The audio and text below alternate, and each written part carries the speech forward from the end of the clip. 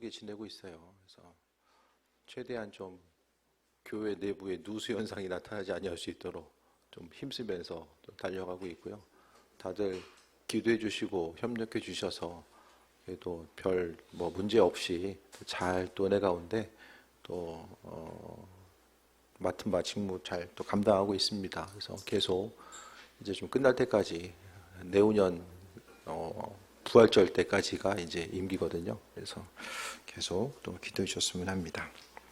오늘 본문 말씀 보면 회개에 대해서 말씀하고 있는데, 신앙인들은 본인에 대해서 당신 죄인이다 이야기하면 우리 믿는 사람들은 그래도 수긍을 해요. 근데 믿지 않은 사람들에게 너 죄인이다라고 하면은 어떻게 합니까? 인정을 안 하죠. 기분 나빠할 거예요. 내가 왜 죄인이냐? 그러니까 신앙인이 예수님 믿느냐 안 믿느냐는요, 결국 예수님 믿는다라는 것은 예수님이 필요하기 때문에, 내 인생에 필요한 거, 왜 예수님이 내 인생 가운데 필요할까? 그 필요성에 대해서 인식하는 사람들은 신앙의 길에 들어서는 것이고, 뭐 예수님 내 인생에 있으나마나 하고 뭐 별 필요 없다라고 하면은 믿지 않는 거예요. 그러면은 예수님이 필요한가 필요하지 않은가의 그 기준은 우리 자신에게 있어서 내가 죄인이냐 아니냐, 스스로를 인식하기에 스스로 죄인이라고 생각하는 사람은 예수님이 필요하고, 왜? 사람이 죄의 문제를 해결할 수 없기 때문에. 반대로 내가 죄인이 아니다라고 생각하는 사람은 예수님이 당장 필요가 없는 거예요. 내 삶에 있어서 내 문제를 내가 해결할 수 있고, 또 내가 죄인이 아니기 때문에 결국 뭐 죄의 문제를 해결할 필요도 없는 거죠. 그러면 왜 신앙인들은 그 죄, 스스로 죄인이라고 생각하는가? 믿지 않는 사람들은 세상의 법률이 규정한 것에 근거해서 죄인인지 아닌지를 이야기하지만, 우리에게 있어서는요, 그 하나님 말씀에 근거해서 죄를 이야기하거든요. 하나님 말씀은요, 우리로 하여금 몸으로 드러나는 것뿐만 아니라 생각하는 것까지도, 그러니까 성경이 이야기하는 윤리와 도덕의 기준 자체가 상당히 강합니다. 이 강한 기준에 근거해서 우리를 생각했을 때에 어쨌든 성경을 통해서 예수님께서도 그 음란한 생각을 가진 것만으로도 이것도 죄다라고 말씀하고 있거든요. 그러니까 결국 우리가 생각하기에 이 세상은, 신앙인들의 관점 가운데 보면은 보이는 세계와 보이지 않는 세계가 있잖아요. 보이는 세계만 존재하면은 생각으로 범죄하는 것이 문제가 안 돼요. 하지만 보이지 않는 세계가 있기 때문에 그 보이지 않는 세계는 내가 실제적으로 죄를 짓지 않는다라고 할지라도 생각을 가지고 범죄한 것 자체를 이야기하고 그것이 어떤 결과로서 이어져 나오기 때문입니다. 보통 죄가요, 본능적으로 이루어지는 것보다는 어떤 생각, 그냥 생각이 있고 그 다음에 생각이 구체적으로 말이나 행동으로 표출돼 나아가면서 이제 죄를 짓게 되잖아요. 마찬가지로 우리가 죄의 문제를 성경은 또 이야기하고 있고, 예수님은 그 죄가 있을 때에 우리에게 회개의 말씀을 우리에게 언급하고 있습니다. 그래서 6절에 볼까요? 이에 비유로 말씀하실 때 한 사람이 포도원에 무화과나무 심었으니 심은 것이 있더니 와서 그 열매를 구하였으나 얻지 못했다라고 합니다. 주님께서 우리를 포도나무로서 심어주시고 우리를 불러주셨다라는 것에 대해서 말씀하고 있고요. 우리는 세상에 그냥 존재하는 것이 아니라 하나님의 인도하심과 예비하심, 그분의 계획하심 따라서 우리를 심어주신 존재임을 이야기합니다. 파워포인트 넘겨주세요. 세상을 분별하는 주님의 지혜를 구하라라고 합니다. 결국요, 스스로 죄인인지 아닌지를 생각함에 있어서 선과 악의 기준이 하나님 말씀으로 삼는 사람들은요, 이게 죄인지 아닌지의 기준이 하나님께 있어요. 그래서 말씀을 근거로 해서 내가 죄인인지 아닌지가 나눠집니다. 하지만 세상은요, 죄를 분별하지 못하고 스스로 옳은 대로 살아가요. 왜냐하면 옳고 그름의 기준을 나 자신에게 두기 때문입니다. 점점 더 함께하는 삶이 왜 힘들어지는 거죠? 함께 연합해서 삶을 살아가는 것이 왜 힘들어지죠? 다음 세대들도 혼자 하는 건 잘하는데 왜 연합해서 함께하는 것을 왜 힘들어할까요? 나름대로의 기준 자체가, 옳고 그름의 기준 자체가 다 다르기 때문입니다. 이 시대에서도요, 보게 되면 정보의 홍수의 시대를 살다 보니까 각자 한 사람 한 사람들이 많은 정보를 얻게 되고 그 정보를 통해서 나름대로의 옳고 그름의 기준들을 많이 만들어가요. 교회도 마찬가지입니다. 우리 신앙 공동체가 모여졌을 때에 옳고 그름의 기준이 하나님의 말씀이 되면 그것을 통해서 어떤 열매 맺는 삶을 살아가게 되는데, 그 기준 자체를 각각 개인 한 사람 한 사람에 두게 되면 어떤 일을 결정하고자 했을 때 이것은 이게 옳은 것 같은데 저게 옳은 것 같은데, 그러면 이제 교회가 어떤 한 가지 방향성을 잡고 나아갈 수가 없게 됩니다. 그래서 무엇보다도 세상을 분별하는 주님의 지혜가 있어야 되는데, 세상에 무엇을 분별하는가? 이것이 어떤 것이 선이고 어떤 것이 악인지에 대한 것들을 분별할 수 있는 것들을 이 성경 말씀에 대해서 이야기하는 거죠. 성경이요, 그 본래의 의미성 자체가 그 하나님 말씀에, 성경이 이제 그 영어로 이제 바이블, 이제 그 헬라어로서 캐논의 그 어원을 보게 되면 어떤 물건에 대해서 그 재는 기다란 어떤 막대 자 같은 것이 이제 성경의 그 어원이거든요. 그러니까 어떤 기준인 거죠. 성경 말씀이 기준인 거예요. 그 기준을 가지고 우리의 삶을 비춰봤을 때에 이것이 죄인지 아닌지, 하나님께서 원하시는, 창조주가 원하시는 것인지 아닌지를 분별할 수 있게 됩니다. 죄의 시작은 옳고 그름의 기준을 나에게 가져오는 것으로부터 시작됩니다. 그러면 세상에 예를 들어서 가족이 4명이면 옳고 그름의 기준들을 다 스스로 갖고 있어요. 규칙이 없이 다 가지고 있어. 그럼 어떻게 됩니까? 서로를 이해할 수 없고 그 안에서의 어떤 공통점과 이 동질성을 가지고 나아갈 수가 없는 거죠. 그래서 각자의 기준들을 가지고 있는 것 자체가 이제 그 하나됨과 또 믿음의 영역 가운데서 마찬가지입니다. 하나님의 말씀이 기준이 되어서 무엇을 우리가 왜 해야 되는지, 하지 말아야 되는지를 또 이제 결정짓고 나아가는 거죠. 가정마다 하나님의 말씀을 근거로 한 이 규칙이 정해져야 되는 거죠. 근데 규칙이 어떻게 정해집니까? 가장 마음대로 정해지죠. 저도 좀 회개해야 되는데 싫으면 나가라 했던 것들. 저녁 설거지 먹었으면 니네가 해라. 이게 좀 쓰레기 밖에 버리고 오는 것도, 그 좀 큰 아파트들은 이제 버릴 수 있는 날이 정해져 있잖아요. 우리는 그냥 버리고 싶을 때 버리거든요. 그럼 이제 쌓이면 이제 갖다 버려야 되는 거예요. 그러면 이제 한 번씩 돌아가면서 하든지, 정 둘 다 가기 싫으면 가위바위보를 하든지, 어쨌든 최대한 이제 싫으면 이제 좋은데 가라. 이제 이거를 그러면 안 된다는 안 좋은 예를 말씀드리는 거예요. 사실 우리의 본성은 그렇지만은, 어저께 하영이가 있길래 제가 옛날에 좀 사진을 지져보다가, 하영이 이제 몇 개월 안 됐을 때 3, 4개월인가 그때 이제 사진 동영상이 있었어요. 그걸 보여주면서 이런 애가 사람 되는 게 저절로 된 게 아니다. 부모의 끊임없는 노력과 헌신이 있었기 때문에 요 상태에서 이렇게 된 거다. 요거를 직접 이제 그 현장 실습, 직접 이제 시청각 자료를 통해서 이제 보여주니까 느낀 바가 있었을 거예요. 그렇잖아요. 느꼈어. 어쨌든 그냥 되는 게 아니잖아요. 하지만은 그렇다고 할지라도 이 기준 자체를 좀 이제 뭐 부모 세대가 이렇게 해왔기 때문에 이렇게 해야 된다. 우리는 그 부분에 익숙한데, 최대한 좀 가정에 있어서의 해야 될 것과 하지 말아야 될 것들에 대한 이 중심을 좀 하나님 말씀에 근거로 하면 좀 일관성도 생기고, 예? 가정에서 구성원들이 제일 힘들 때가 어느 순간에는 괜찮아, 어느 순간에는 좀 이제 안 돼. 이 기준 자체가 가정에서 흔들리게 되면은 이 자녀들도 좀 어려움이 생기고, 가족 구성을 한 사람 한 사람이 어려움이 생기는 거죠. 그래서 가장의 기분 따라서 이 가정 내에서 헌법이 흔들린다라는 이런 부분이 있어지게 되면 좀 어려움이 생기는 거예요.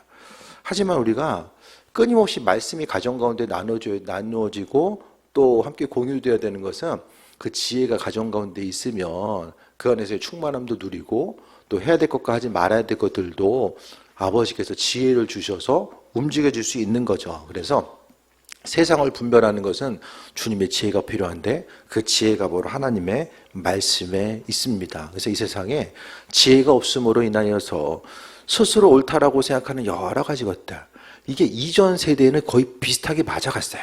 부모 세대가 경험했던 것들이 축적이 되고 그것을 자녀들의 세대 가운데 물려주고 지식과 경험을 전달하는 것이 그래도 비슷하게는 맞아서 지금까지 역사가 흘러왔다라고 한다면 앞으로의 시기 가운데서는 이 불확실성, 이 분별력을 가지고 살아가는 것이 힘들어지는 이 세상 가운데서 무엇보다도 주님의 지혜가 필요하고 이 지혜를 통해서 선과 악, 이거 우리가 생각하기에 이것은 죄가 아니라고 생각했는데 나중에 주님 앞에 섰을 때에 이게 죄였구나라고 생각되는 일들, 판별되는 일들이 있거나 주님 앞에 섰을 때는 우리가 회개할 수가 없어요.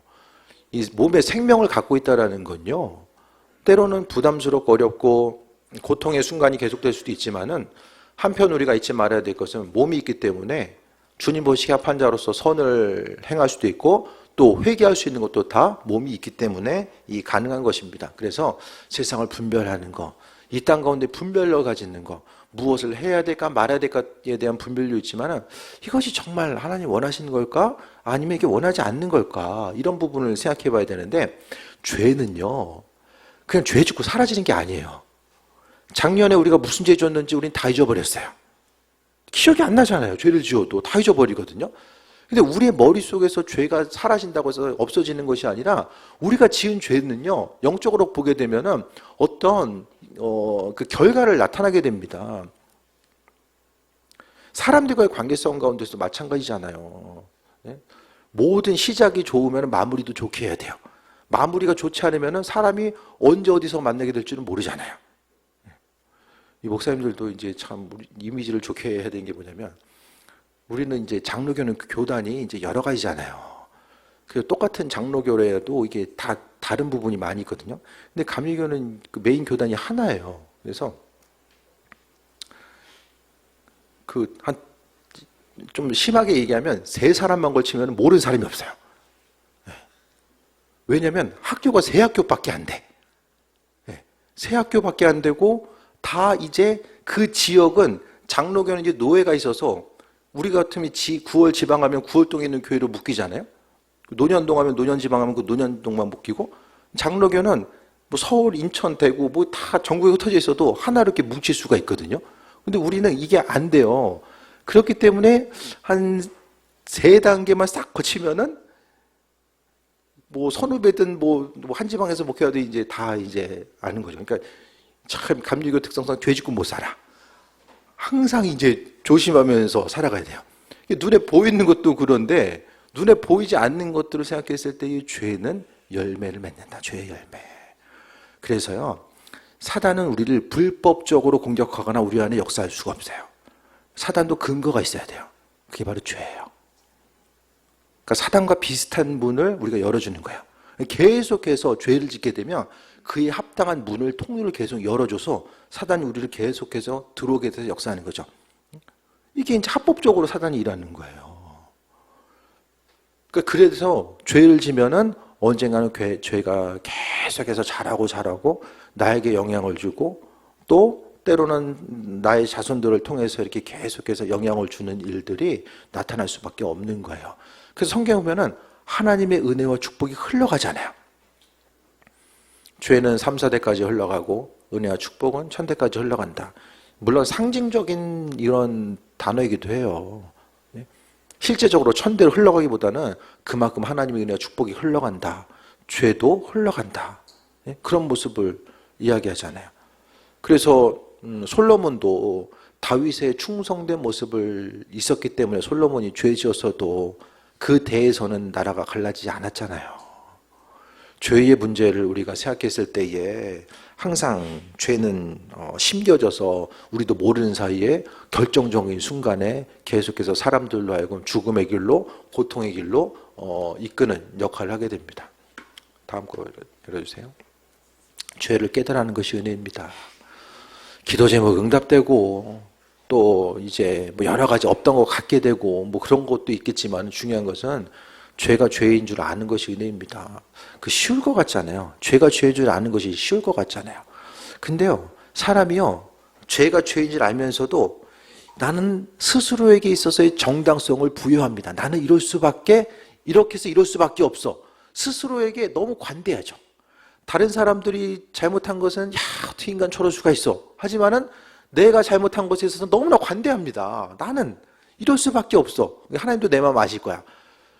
죄가 죄인 줄을 깨달아 아는 거, 우리가요, 하나님 말씀을 가지고 이래저래 조각내 가지고 필요한 것은 가져오고 불필요하다고 생각하는 것은 버리고 인위적으로 말씀을 재해석하면서 이제 살아가게 되는데, 죄는 그냥 죄예요.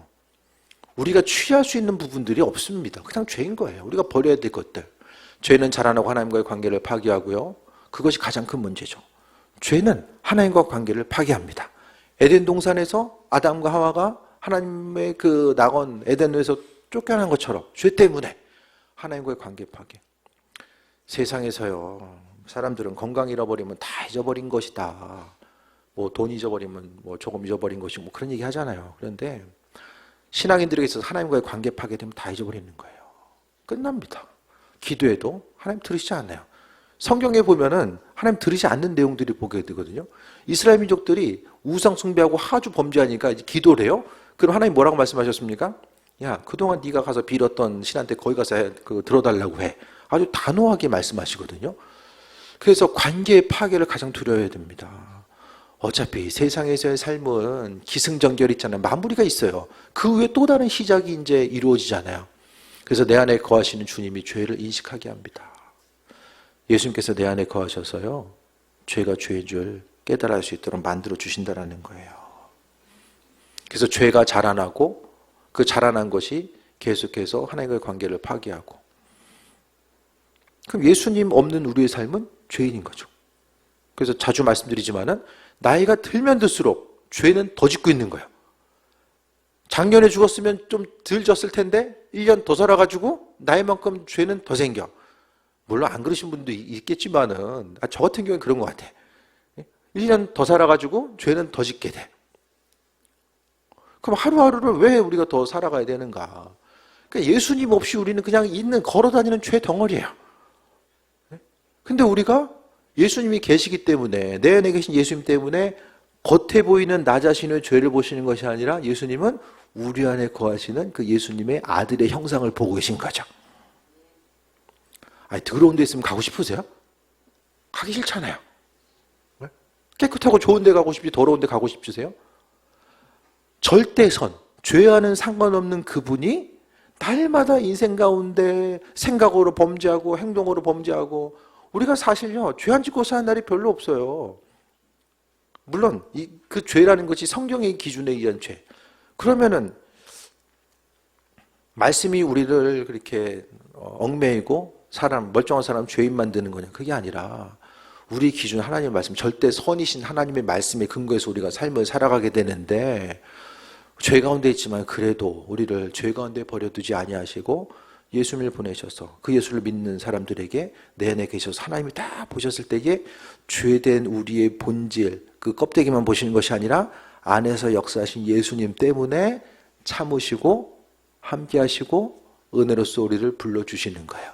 그래서 내 안에 계신 예수님은 우리로 하여금 죄가 죄인 줄 깨달아 알게 되는 거예요. 그래서 예수님이 내 안에 계셨을 때에 그 정확한 센서가 작동해서 죄의 문제가 있을 때에 그 죄가 죄인 줄을 알 수 있도록 우리에게 그 신앙 양심을 작동하게 하세요. 그래서 경고의 사인을 주세요. 그래서 그 경고의 사인을 듣고 돌이키면 좋은데, 그 사인을 계속해서 무시하게 되면은 신앙 양심이 무뎌져요. 그래서 처음에는 좀 민감했었는데 계속 죄를 짓다 보면은 어떻게 합니까? 죄가 죄인 줄 모르고, 또 우리에 있어서 육신적인 본성이 그 하와가 선악과 먹고 나서 그 남편에게 같이 먹자고 줬던 것처럼 그 죄는 또 전파됩니다. 은혜도 전파되는 습성이 있는데 죄도 전파됩니다. 나쁜 짓 하는 사람이 혼자 나쁜 짓 하는 것이 아니라 같이 해요. 네? 형이 집안에서 말썽 부리면은 혼자 아담 맞을까 봐 동생 꼬셔가지고 우리 같이 하자. 근데 들켰을 때 어떻게 합니까? 형이 먼저 했어요? 동생이 먼저 했어요? 누가 더 나쁜 놈이야? 그렇죠. 둘 다 나쁜 놈이죠. 그거 자체가 의미가 없어요. 죄 가운데 계속 우리가 노출되는 거죠. 그래서 죄가 죄인 줄 깨달아 하는 것이 정말 큰 은혜입니다. 지금은 모를 거예요. 지금 살아간 동안에는 단순히 지금 건강의 문제, 재정의 문제, 관계의 문제, 그게 훨씬 더 급하고 그거 응답되는 것이 다 정말 하나님의 은혜고 이 땅에서 만사형통하는 것이 은혜이고 기쁨인 것처럼 보여도 결국 눈에 보이는 것은 다 사라지잖아요. 오전에 성경 공부할 때도 얘기했던 것처럼 죽는 것은 잠자는 것과 똑같잖아요. 잠자고 있는 상태에서 세상 일들이 나랑 무슨 상관이 있습니까? 내가 잠들어 있는 그동안에 이래 되든 저래 되든 아무 상관이 없잖아요. 그래도 우리가 눈을 감을 때가 분명히 오잖아요. 그러면 그 순간에 우리에게 있어서 가장 중요한 부분으로 다가오는 것은 다른 것이 아니라 주님과의 관계성이고 내 죄의 문제. 그래서 성경은 회개할 것에 대해서 말씀하고 있습니다. 죄에 있어서 회개의 문제. 다음 거 넘겨주세요. 지금은 회개하고 열매를 맺을 때입니다. 오늘 본문 볼까요? 고양이 들어온 거 아니에요? 6절부터 다시 볼게요. 이 비유로 말씀하시되 한 사람이 포도원에 무화과나무를 심은 것이 있더니 하나님이죠. 하나님이 포도원에 무화과나무 심으셨어요. 그 열매를 구하였으나 얻지 못했어요. 과실수는 과일 달라고 심는 거잖아요. 이에 포도원지기에게 예수님이죠. 이르되 내가 3년을 와서 이 무화과나무의 열매를 구하되 얻지 못하니 찍어버리라. 어찌 땅만 버리겠느냐. 무화과나무가 과실을 맺지 못하면 땅만 버리는 거예요. 그랬을 때에 이제 나무도 쓸모없고 땅을 차지하고 있으니까 땅도 버리게 되는 두 가지가 나타나는 거죠. 그랬을 때에 예수님이 대답하시는 거죠. 이르되 주인이여 금년에도 그대로 두소서. 내가 두릅하고 거름을 줄이니. 주님 우리 한 사람에게 말씀을 통해서 계속 공급해 주시고 우리가 해야 될 것들이 무엇이고 버려야 될 것들이 무엇인지를 계속해서 말씀해 주고 있어요. 지금 이 시간 성경 말씀을 듣는 것도 어떻게 생각하면 그냥 기록된 말씀 이렇게 이야기하는구나, 그게 아니라 성경은 하나님께서 우리에게 허락하신 하늘의 비밀입니다. 하늘의 비밀을 성경을 통해서 우리에게 알려주시는 거죠. 이게 왜 비밀인지는 하나님 앞에 섰을 때 모든 것이 드러나겠죠. 그래서 주님은 두릅하고 거름도 주신대요. 이것이 바로 아버지의 사랑이고 일하심이고 인도하심의 증거입니다. 9절에 보면 이후에 만일 열매가 열면 좋거니와 그렇지 않으면 찍어버리소서 하였다 하시니라라고 합니다. 주님의 기다리심이 영원히 계속되는 것이 아니라 끝나는 때가 있다라는 거예요. 그래서 지금 하나님은 우리가 회개 열매를 맺기를 원하시는 거죠.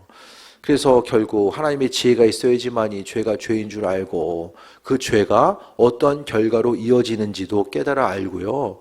죄는 나를 멸망시키고 그 죄 때문에 주변 사람들에게 큰 피해를 주게 됩니다. 그래서 주님은 회개하고 열매 맺는 삶을 살기를 원하고 계시고요. 그러면서 이후에 열매 맺으면 좋거냐 그렇지 않으면 찍어버리소서. 죄는 하나님과의 관계를 파괴하고요. 우리가 마땅히 이 땅에서 누릴 수 있는 그 은혜와 충만함을 파괴합니다. 그래서 성경에서는 회개도 때가 있어요. 때가. 가룟 유다에게도 분명하게 가룟 유다를 지명해서 얘기했잖아요. 너 네가 나 팔 거야. 분명히 말씀하셨잖아요. 회개할 때가 있었음에도 불구하고 그는 회개하는 거, 그러니까 멈추는 걸 못했다라는 거예요. 죄가 죄인 줄 알고 멈춰야 될 때가 있거든요. 근데 두 가지인 것 같아요. 말씀 듣고 멈추는 사람이 있는가 하면 끝까지, 아닌 게 알면서도 끝까지 달려가는 사람들이 있어요. 주님의 지혜가 있는 사람들은 중간에 아버지께서 이 모양 저 모양으로 사인을 주실 때에 우리가 해야 될 것과 하지 말아야 될 것들을 분별해서 나아갈 수 있는 그 은혜를 충만함으로 더해 주십니다. 저도 제가 잠시 전에도 좀 말씀드린 적이 있는데, 저도 좀 가끔 가다가 어쨌든 주님 원치 않는 일들을 반복해서 하고 있을 때에 그런 잘못된 습관적인 부분들이 있을 때에 이것에 대해서 좀 사인을 주실 때가 있어요. 그 사인을 주실 때가 있어요. 그 사인을 주실 때에 이것을 멈춰야 될 때가 분명히 있거든요. 그 최종 사인이 뭐냐면 그 전도사님이 한마디 하실 때가 있어요.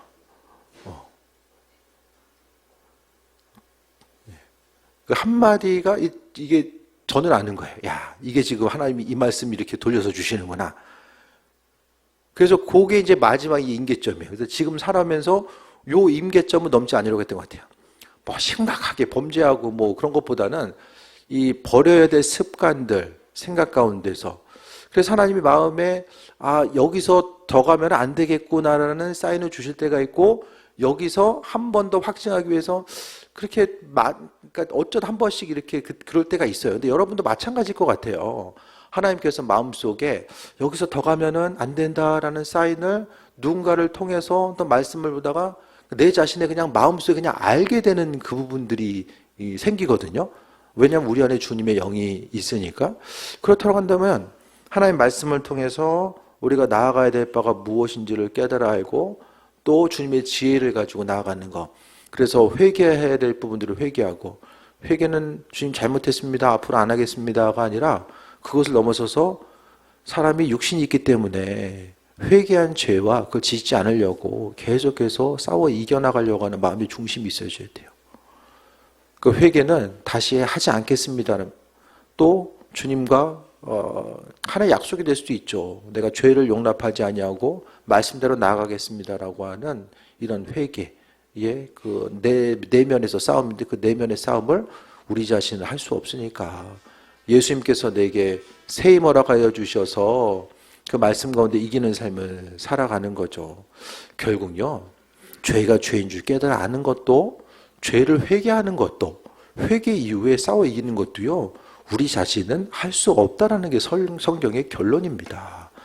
그래서 내 삶의 여정 가운데 예수님이 왜 필요한지, 그분 아니면 회개할 수도 없고 죄와 싸워 이겨올 수도 없고 또 죄를 용납하고, 당장 죄 진다고 했더니 나타나는 것도 아닌데 당장 현실이 중요하지, 현실이 급하지, 이것이 우리의 연약한 마음입니다. 하지만 그 한순간 한순간이 우리가 죄에 대해서 관대했던 하루하루가 모여져서 우리의 인생 가운데 얼마나 심각한 결과로 나오게 될지는 아무도 이제 예측하기 힘든 거죠. 하지만 성경은 분명하게 이 마지막 결과들을 우리에게 말씀해 주고 있습니다. 말씀 정리합니다. 세상을 분별하는 주님의 지혜가 있어줘야 되고요. 그 지혜가 있어야지만 이 죄를 깨달아 아는 것, 그 죄를 깨달아 아는 것이 은혜입니다. 삶을 살아가면서 이거 하면 안 되는구나, 주님 싫어하시겠구나, 그 마음의 순간순간이 들 때에 그걸 은혜로 받으시기 바랍니다. 왜? 아버지께서 내 안에 살아계심의 증거거든요. 이게 신앙 양심이 작동하는 것도 증거이고, 아버지께서 계속해서 사인을 주실 때 이게 외면하지 말고 회개하고 삶을 돌이키고자 하는 거. 왜? 시간이 다 빠르게 흘러가기 때문이고 주님 앞에 설 때가 있기 때문입니다. 지금 회개하고 열매 맺을 때, 죄가 죄인 줄 깨달아 알고 아버지께 회개하고 그 선한 열매를 맺을 때가 지금의 때이고요. 주님의 자리가 내 안에서 확장돼 나아가면 나갈수록 내 안에 기쁨이 있고 또 주변 사람들에게도 그 기쁨이 흘러가게 됩니다. 그래서 인생에 있어서의 알 수 없는 결핍과 또 고난, 또 삶에 있어서의 경험하게 된 여러 가지 문제들이 혹시 회개하지 않은 죄와 연결될 수도 있다는 것에 대해서 다시 한번 기억하고 죄의 고리를 끊고 아버지 은혜를 날마다 간구하는 것이 회개의 능력이고 회개의 역사라는 사실에 대해서 기억하며 말하는 거, 생각하는 거, 행동하는 것을 하나님의 말씀의 은혜 가운데 두고, 그래서 주님 원하시는 말, 사랑의 언어, 칭찬의 언어, 세워주는 언어, 삶의 행동을 통해서도 다른 사람들이 싫어하는 부분이 있다라고 할지라도 부담스러운 부분, 그 부분에 대해서 우리가 기쁨으로 먼저 자원해서 움직이고 반응함을 통해서 하나님의 영광이 나타내고 예수님 때문에 소망 가지고 나아가는 귀한 삶 되시기를 축원드립니다. 우리 고개 들어 찬양하고 또 기도합니다.